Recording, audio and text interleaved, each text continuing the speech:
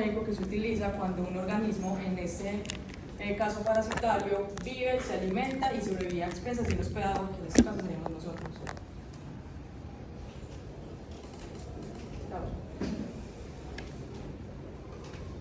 Entonces, ¿qué son los protozoos? Los protozoos son un parásito microscópico unicelular. Puede ser de vida activa o parasitaria.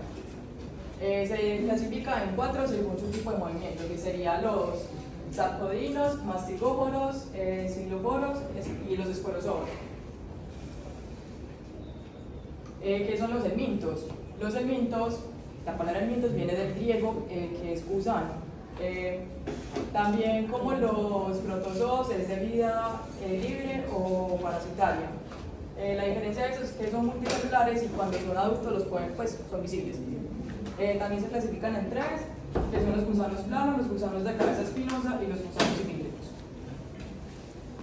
Entonces, como tal, yo me centré en la parasitología intestinal, que son los más comunes. Entonces, las infecciones parasitarias intestinales son las más comunes en todo el mundo y representan una gran mortalidad y morbilidad a nivel mundial. Se clasifican en protozoos y helmintos. Una pregunta, ¿cómo se clasifican las parasitemias según el lugar del cuerpo donde nos den? Antes de entrar a las del intestino. ¿Alguien conoce? Tenemos entonces parásitos externos y parásitos internos. Externos, sí, pulgas, garrapatas, piojos, esos técnicos. Y tenemos parásitos internos como los que nos va a hablar Mariana. Cuando son externos son exoparásitos y cuando son internos son endoparásitos. Externos ectoparásitos, exoparásitos, internos endoparásitos. Vamos a hablar entonces de endoparasitosis. Entonces, el primero sería la giardiasis. Se conoce también como el parásito feliz o el parásito ojitos, pues como por la forma, que no le veo la verdad, que serían como los ojitos y la nariz. Yo tampoco la veo. Nadie la ve.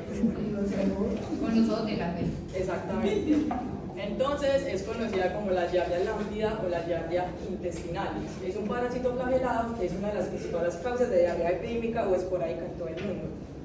La epidemiología representa el 30% de los países no desarrollados, que es por la falta como, pues, de saneamiento, y el 7% en los países desarrollados, que puede ser como por la importación de frutas, verduras, etc.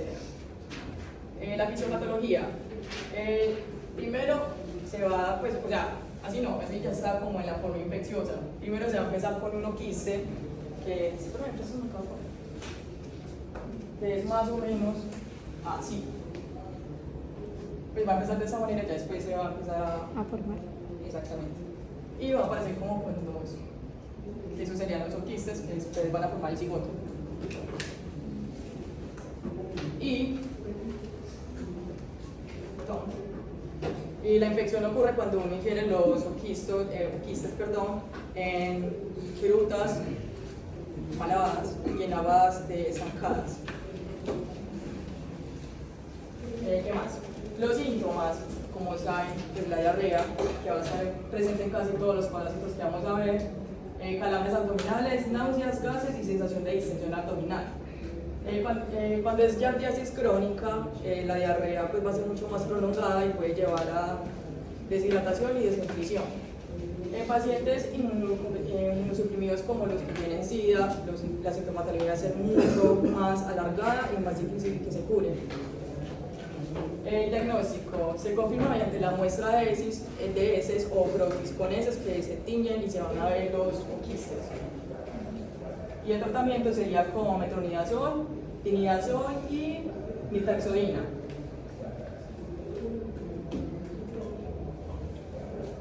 Los criptospirodiosis es una enfermedad diarreica también por el criptospirodio, que es un protozoo intestinal que puede causar infecciones tanto humanas como veterinarias. La que va a afectar a los humanos sería el Cryptosporidium parvum y el Cryptosporidium hominis. La fisiopatología. Esos son los oquistes del Pixosporoidea. Y también se van a contagiar mediante agua contaminada o heces contaminadas en alimentos o tierra. Los síntomas. También presenta diarrea, diarrea autolimitada. También los pacientes que son inmunosuprimidos como con SIDA, otra vez lo mismo, va a ser mucho más difícil que se curen y los síntomas se van a presentar de una manera más fuerte.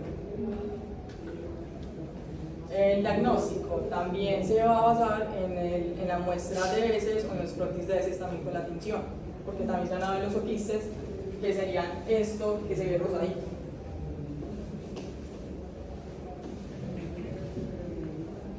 El tratamiento sería con antibióticos, otra vez con la nitoxaína, líquido para la hidratación, y en pacientes con VIH es necesario que reciban terapia antirretroviral de gran actividad, en sus siglas TAP.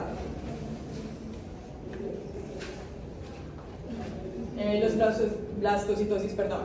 Es la infección causada por la blastocitosis SPP, anteriormente llamada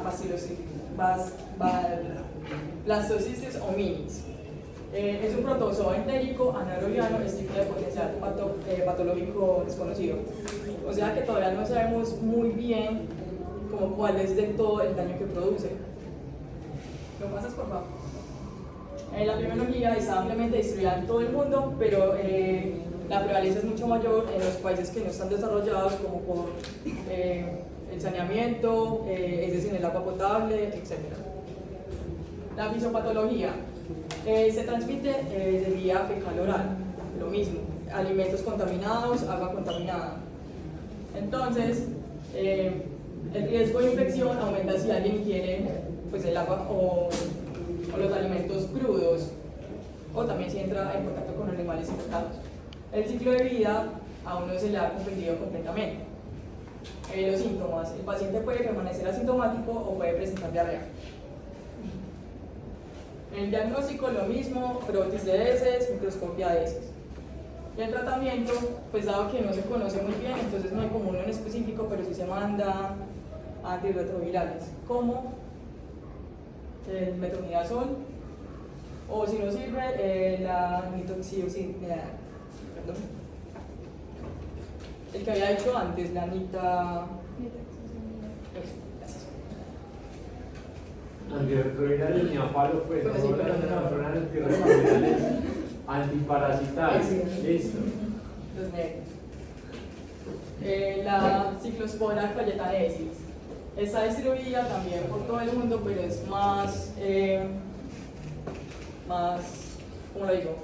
Presente, pues, ajá. Como obviamente otra vez países que no están tan desarrollados por los suelos, por la humedad y todo eso, que es lo que ayuda a que los oquistes se vuelvan infecciosos. Entonces, las personas también se infectan por el consumo de frutas crudas, verduras crudas o agua contaminada. La epidemiología, pues ya lo dije, países tropicales y subtropicales. Entonces la fisiopatología, cada oquiste tiene 2 esporocistos, cada uno de los cuales contiene 2 esporozoitos. Después de ingerir los alimentos y agua contaminados con un huésped, los oquistes van a bajar hasta el intestino delgado, que es por este lado, y se va a producir la excitación. Entonces, esa excitación va a liberar 4 esporozoitos por esporocisto.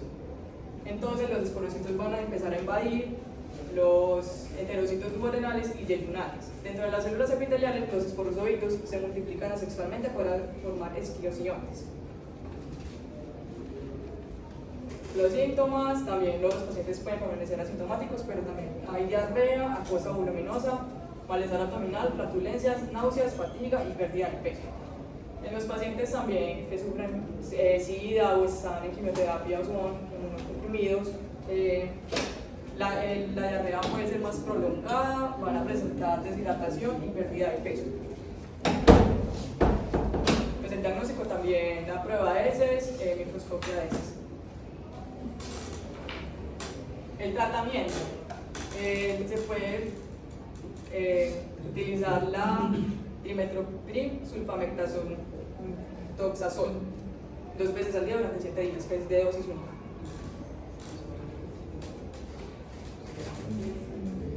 ¿Cómo es que? Trimethoprim, metoxazol. Bueno, la cistoisosporiasis. La cistosporiasis es una enfermedad del intestino delgado causada por el protozoo intracelular Cistospora belli, antes conocida como Isospora belli. La fisiopatología. El ciclo de vida de la cistospora comienza cuando los oquistes inmaduros no infecciosos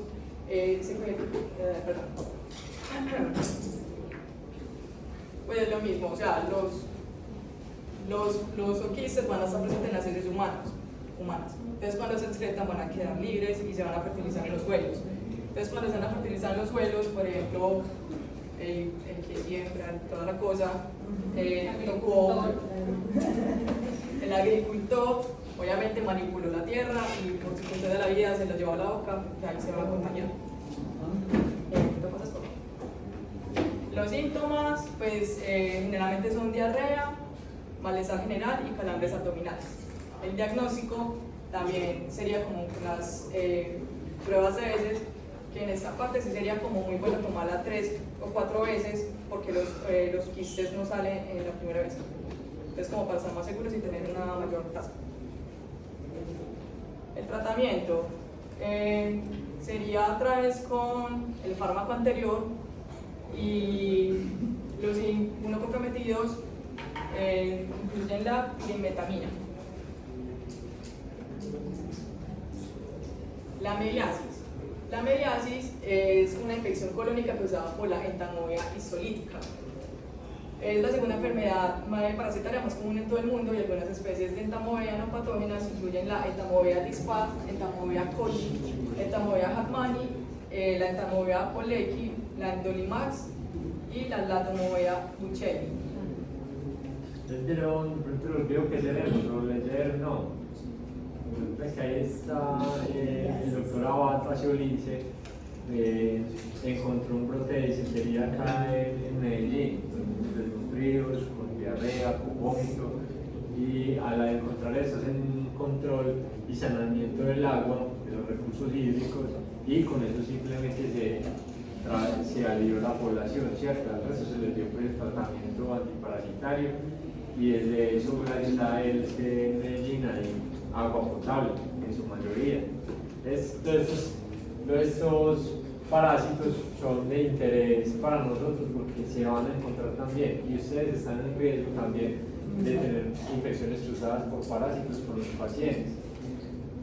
Paciente de 52 años, agricultor, que vive en San Carlos, que consulta por un cuadro de alteración del estado de conciencia. Me encuentran inconsciente en la casa sin estigmas de intoxicación ni suicidio, tampoco estigmas de consumo de alcohol y sustancias psicoactivas. Lo llevan al centro asistencial, le realizan una tomografía de cráneo y le encuentran alteraciones en la masa cefálica, patrón de huevos de neurocistocercosis. ¿Cómo llega un parásito hasta el cerebro? Por la ingesta de alimentos provenientes del cerdo mal cocinados, neurocisticerco. Van a encontrar cuando intuben pacientes con tenias solitarias, con parásitos saliendo de la tráquea, todos estos eventos van a ver en un futuro, ¿cierto? Bueno, la fisiopatología.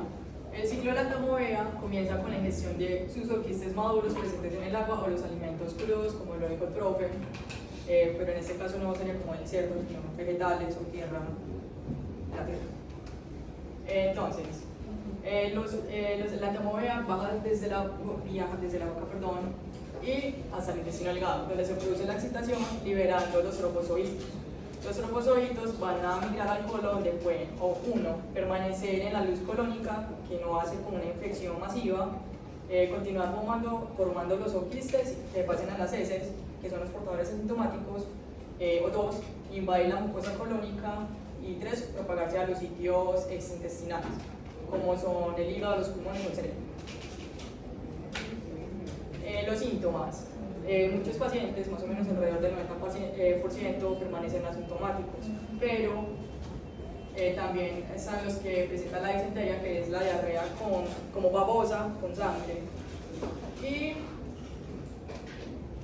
sí, las complicaciones serían como el megacolon tóxico, colitis necrotizante y ulceración perianal fistulizante. El diagnóstico, otra vez, sería como el examen microscópico de una muestra de heces o un hisopado rectal. El tratamiento sería de 10 días, sería como un tratamiento de 10 días con agentes luminales como la paromicina. La enterobiasis, perdón. La enterobiasis es causada por el enterovirus vermicularis, también conocido como el oxidumar o el gusano del asiento. Esta infección por el mítico es más común en los Estados Unidos. La epidemiología, alrededor de 40.000 millones de personas están infectadas con este parásito. Se observa en mayor frecuencia en niños y personas, pues hombres homosexuales y miembros del hogar de personas infectadas. Y es predominante más en hombres que mujeres.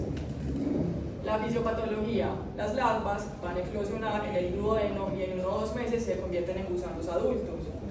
Los gusanos adultos residen principalmente en el ciego del colon y el apéndice. Algo a destacar de casi todos los semíticos que voy a hablar en esta presentación es que la hembra es mucho más grande que el macho y se van a diferenciar.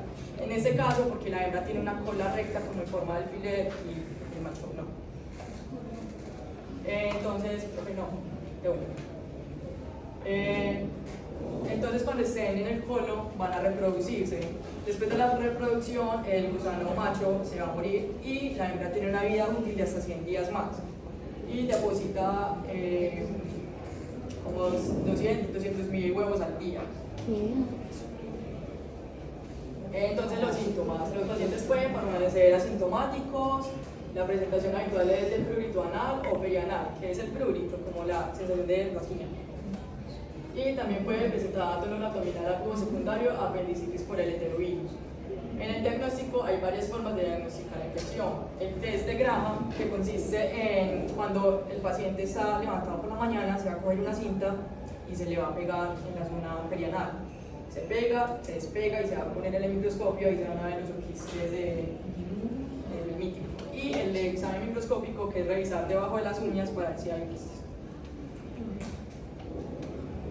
El tratamiento, se utilizaría el palmato de Pirantel.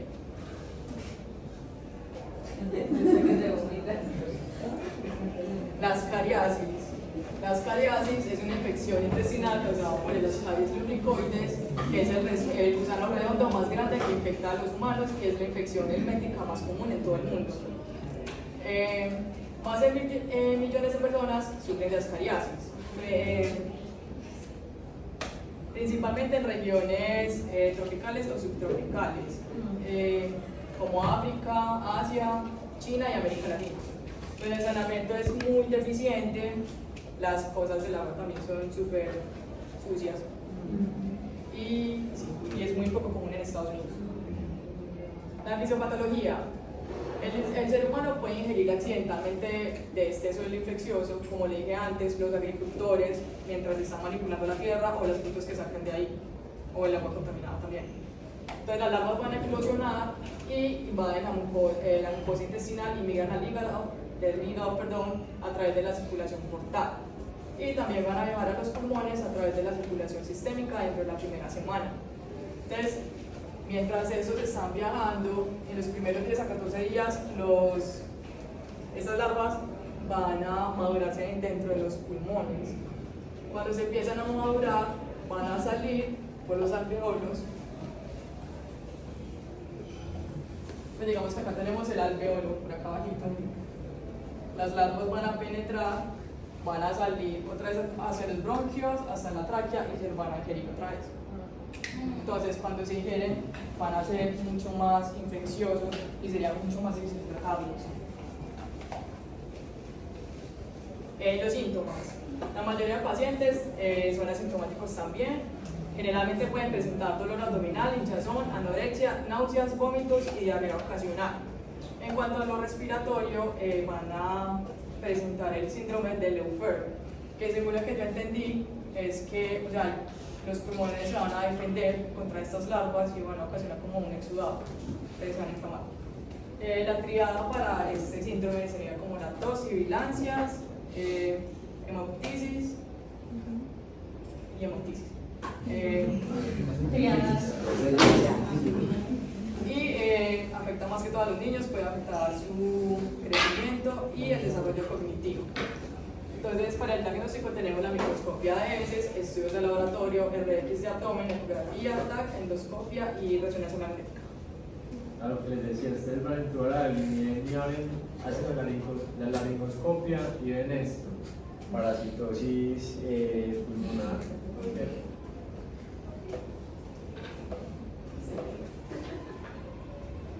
Bueno, acá también les iba a decir, esa es la hembra, no, perdón, ese es el macho, que tiene la cola curviada y mucho más chiquito, y miren que la hembra, pues la punta se no pierde. Entonces el tratamiento sería el albendazol o mebendazol. La trichuriasis.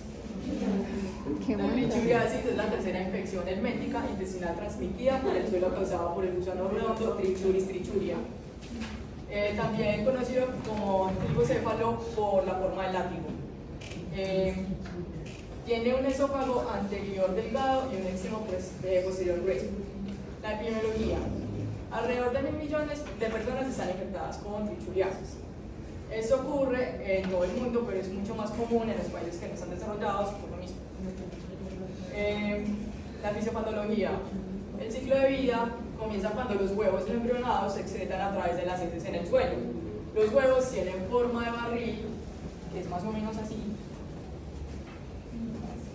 Tiene forma de barril y tiene como algo muy diferencial en las puntas, que es como algo así. En ese momento no son infecciones. Entonces, se ingieren y van a eclosionar, y cuando los ingerimos va por un tracto y van a eclosionar. Entonces, cuando se eclosiona, los gusanitos van a crecer hasta que se vuelven adultos y viajan hasta el ciego y el colon ascendente, estableciéndose, anclando las criptas, que las criptas son como vellosidades. Y pues sí, lo mismo, las hembras son más grandes que los machos y duran más. Estos duran más o menos de 1 a 2 años en el tracto intestinal. Acá están lindos. Lleno promedio, tal forma. Los síntomas dependen también como de la cantidad de gusanos que vos tengas. Los pacientes con infecciones leves pueden permanecer asintomáticos, pero ya los que tienen como que más gusanos pueden presentar dolor abdominal, disenteria, que es la diarrea acuosa, babosa con sangre, y ya. Y el prolapso rectal. Entonces el diagnóstico, microscopia de heces, frotis fecal y colonoscopia. Para el tratamiento, acá se me pone un huevito. Generalmente se trata con mebendazol y albendazol. La anquilostimiasis. La anquilostimiasis. A ver, yo tengo, vean. Gracias, porque le pone el agua. Dele un poquito que hay descongelado. Yo tomaría esa agua, pero... Hablando de parásitos. Le da un parásito.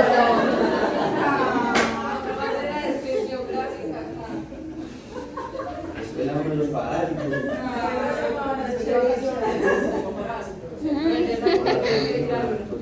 Ay, Entonces, continuando, es una infección por anquilostomas causada por el ancilostoma duodenal o el decator americano. La epidemiología es común en países en desarrollo con climas tropicales y subtropicales, particularmente en suelos arenosos. Entonces, la fisiopatología. Este parásito es contagioso, pero pues, el parásito va a entrar por el pie cuando no está descalzo, obviamente. Esa que es como la melanilla. No. Que le dicen como la culebrilla. No. No, una cosa diferente. Diferente. Pues la culebrilla le dicen a la cabezona. Es la que se por la tierra. Bueno, por la arena. Tiene la arena. Por el bombo de los gallos, pero no la arena.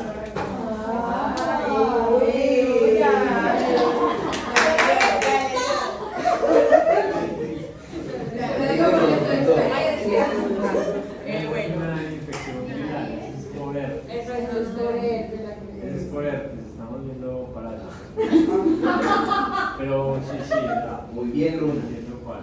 La lesión orgullosa abdominal, sí. Y cuando se une la cola con la cara se mueve. Profe, lo devuelve. Entonces, como para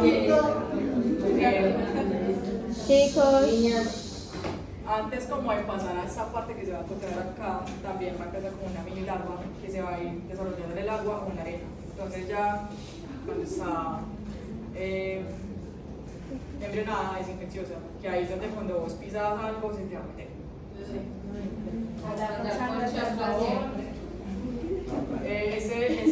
Ese parásito también va a producir el síndrome de Leufer, que es el pulmonar, y la característica principal es que con esos dientes va a chupar sangre, o sea, se va a alimentar de la sangre de nosotros.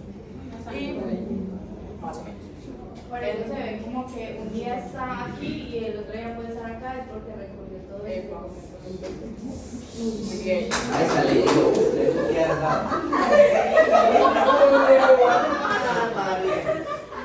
Entonces, en los síntomas, el más importante sería la anemia, pues porque se está alimentando de tu sangre y cuando ellos se despegan, pues Uno siente la anemia. no. Bueno, no, Sí, sí, sí. un signo, perdón. El signo de la anemia, ¿cierto? Qué pena. Entonces, bueno, sí, la anemia, pues porque se alimenta y cuando se despega, pues sigue saliendo sangre. El tratamiento sería otra vez el albendazol y el mebendazol. Gracias.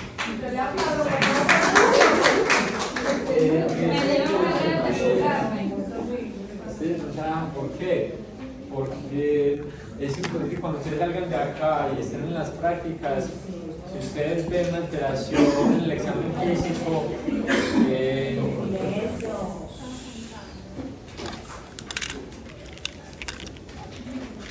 si ustedes ven que están haciendo una fibrobroncoscopia y aparece uno de estos microorganismos, que ya por lo menos sepan cómo se ve, por lo menos sepan cómo se ve, ¿cierto?